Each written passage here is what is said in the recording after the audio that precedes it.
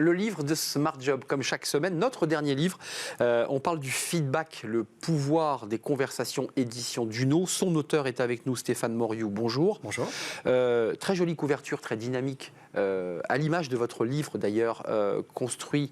Quand on parle feedback, évidemment, ça nous renvoie à un échange, à deux, donc une conversation. Juste pour resituer vos enjeux, vous êtes coach, conférencier, mais auparavant, vous avez été le président de Manpower. Un des présidents. Un des présidents de Manpower. Pas de côté, et puis vous décidez de faire autre chose, de changer de vie en quelque sorte, mais quand même en vous inspirant de tout le vécu que vous aviez eu chez Manpower et dans vos expériences professionnelles. Pourquoi avoir choisi le feedback? Pourquoi pour vous, ce sujet est central? Alors, je pense que c'est lui qui m'a choisi, pour être tout à fait honnête. Je ne me suis pas levé un matin en me disant allez, tu vas faire un truc sur le feedback. Petit à petit, ça s'est dessiné. Et il se trouve que le feedback, c'est aux intersections de trois de mes vies. Une vie d'enseignant-chercheur, une vie, effectivement, de dirigeant d'entreprise, et puis une vie de consultant, formateur, coach, etc., conférencier. On mélange tout ça, et puis finalement, sur un tout petit sujet, on arrive à écrire 250 pages et à passer un message. En fait, feedback, c'est un mot anglais, c'est un anglicisme, mais qui consiste à dire, en le mettant en français, fais-moi un retour de ce que je fais. Est-ce que c'est ça? Alors c'est presque ça, parce que ça c'est la notion du back. Back ça veut dire retour, mais il y a quand même l'idée du feed. Et feed ça veut dire nourrir, ça veut dire en réalité faire grandir. Donc c'est pas n'importe quel retour. Donc fais-moi une critique. Fais-moi une critique au sens noble de la critique. On est d'accord. Voilà. Comme le mot critique, malheureusement, dans le langage populaire, il n'est pas très bien perçu. Finalement, aujourd'hui, les organisations, les entreprises utilisent plus facilement ce mot-là. Le mot n'est pas très intéressant dans le fond. Ce qui est intéressant, c'est ce qu'il y a derrière. Et c'est ce qu'on a essayé de mettre dans ce livre. Vous démarrez vos chapitres par des conversations qui viennent éclairer en fait différentes situations de feedback. L'une dans un restaurant, au café, on vous interpelle et il se passe quelque chose. Donc c'est très vivant. C'est pas un livre didactique, c'est un livre vivant. Il se passe des choses dans ce livre. L'idée des variations de feedback par chapitre, c'était quoi l'idée là dans votre narration? Puisque c'est ce livre qui est venu à vous et pas vous qui êtes venu au livre. Alors il y avait déjà l'idée d'un voyage. C'est ça. Parce que je pars du nord de l'Angleterre et j'arrive à Lyon où je réside et je fais des arrêts et je rencontre des gens. Le feedback, c'est ça. C'est le road movie, quoi. C'est à un moment donné, on est en espèce d'intersection là, on se collisionne et puis il y a quelque chose qui sort de là. Donc j'ai voulu le faire en clin d'œil et c'est pour ça que chaque chapitre est introduit par une discussion, une conversation avec quelqu'un que j'admire. Exactement. Mais est-ce que le feedback n'est pas plus facile lorsqu'on est à l'extérieur? Est-ce que lorsque dans votre posture de coach et de conférencier ou de chercheur, il n'est pas plus facile de faire un feedback que quand on est président d'une des business units de Manpower? Parce que automatiquement s'installe un rapport hiérarchique, un rapport de tension.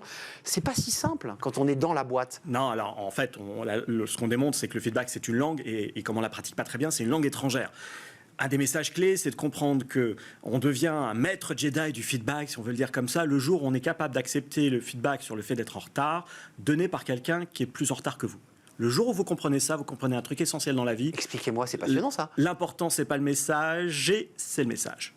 Et le jour où on comprend qu'on peut apprendre de n'importe qui, et pas seulement des gens qui ont une forme d'autorité, qui ont une forme de connaissance. Bien sûr, les sachants peuvent m'apprendre quelque chose, mais je peux apprendre de tout à chacun ici. Et c'est ça le feedback, c'est de réintroduire une manière de dialoguer qui nous permet d'apprendre les uns des autres sans être dans un rapport d'autorité. Pour le dire concrètement, ça peut être un taxi, parce que ça peut être un serveur de café, c'est votre road movie, c'est un peu votre histoire, c'est aussi un peu ce livre, mais le feedback, c'est aussi mon manager qui, avec plus ou moins de maladresse, va me faire un retour à chaud d'une réunion. Moi, je ne suis pas prêt à l'entendre.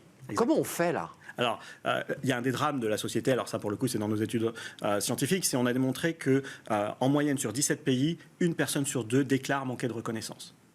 C'est un drame de santé publique. Donc de feedback. Et donc de feedback. Oui. C'est-à-dire que si vous me donnez plus de feedback positif, si je vous donne plus de feedback positif, je grandis. Le jour où je dois vous dire un truc un peu plus challengeant, vous savez que je ne suis pas dans le jugement facile, vous savez que je ne suis pas en train d'essayer de vous imposer une idée, je suis en train d'essayer de partager quelque chose.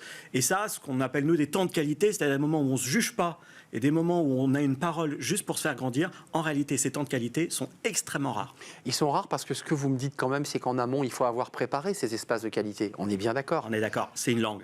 Langue. Cette langue, elle doit s'apprendre. Et on ne peut la pratiquer vraiment efficacement qu'avec des gens qui la partagent. Si je parle feedback, mais vous ne parlez pas feedback, forcément, on ne va pas complètement se confondre. Donc, tout ce qu'on fait, au travers de ce livre, et puis au travers de nos conférences, de nos formations, c'est d'apprendre à des gens, managers et collaborateurs, à se donner du feedback réciproquement. Parce que vous avez parlé du manager. Et à savoir le dire. Et oui, il y a le fond, la forme. il y a le moment, il y a l'intention, mais il faut aussi bien apprendre aux managers à donner du feedback à leurs collaborateurs, leurs collaboratrices, mais il faut aussi apprendre aux collaborateurs, collaboratrices à donner du feedback à leurs managers et puis en réalité à tout le monde autour de soi. C'est un livre passionnant parce que, comme vous le dites, on a l'impression que c'est une micro-poussière et qu'en fait, elle ouvre ce que vous évoquez, la relation à la reconnaissance, à mon existence dans l'entreprise et parfois même à mon désengagement. Sans feedback, je me désengage, et si je me désengage, je me barre. Exactement. C'est ça le danger. C'est effectivement, il y a un enchaînement derrière tout ça. Alors c'est lié au fait qu'on vit une époque dans laquelle il y a une révolution des autorités. Hein, on le voit dans la vie publique, on le voit dans l'éducation nationale, on le voit dans les religions et on le voit dans l'entreprise.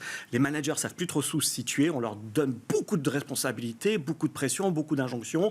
Ça brouille un peu les cartes. Le feedback, c'est un petit outil, mais qui permet d'un seul coup, tel un cheval de Troie, de rentrer sur plein d'autres domaines. Je pense que le succès qu'on a eu est aussi lié à ça. C'est un mot qui ne fait pas trop peur et en fait, qui touche plein de trucs à côté. Livre passionnant parce que c'est un livre qui vous prend par la main, comme on dit en littérature, et qui vous embarque à travers des dialogues extrêmement riches et nourris, et qui sont nourris d'ailleurs, je pense, par votre propre expérience de votre propre vie. Feedback, le pouvoir des conversations. D'ailleurs, vous êtes le seul chercheur français à avoir traité de ce sujet aux États-Unis. Il y a beaucoup d'anglo-saxons qui le traitent, mais pas en France. Vous êtes le seul. Il faut le préciser. Merci Stéphane Moriot d'être venu nous rendre visite. Coach, auteur, conférencier, vous l'aurez compris, More Human. Ça, c'est le nom de votre structure. On fait une courte pause et on va revenir à l'actualité. Alors, il faudrait peut-être plus de feedback entre les syndicats et Matignon. En tout cas, rencontre à Matignon avec Elisabeth Borne en présence de la CGT. On parlera de la loi plein emploi, qui est la loi de réforme de Pôle emploi. C'est la loi France Travail. Et puis, on parlera aussi des vacances et de la précarisation des jeunes, oui, de plus en plus précaires. Voilà le programme. Il est riche et j'accueille les experts juste après la pause.